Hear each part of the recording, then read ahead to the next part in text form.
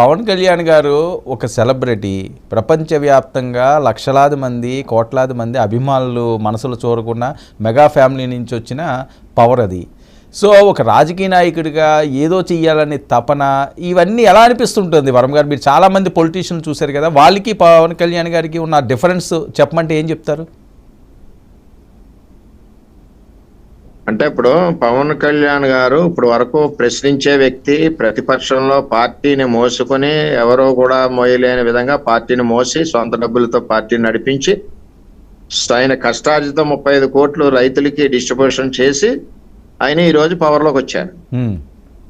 అంటే రాజకీయ వాతావరణానికి 100% ఈవేళ వచ్చారు. కొన్ని రోజులు ఆ గ్లామర్ వాతావరణం నుంచి రాజకీయ వాతావరణంలో కలవడానికి కొద్ది సమయమే పడుతుంది. రాజకీయ వాతావరణంలోకి పూర్తిగా 100% వచ్చేస్తారు.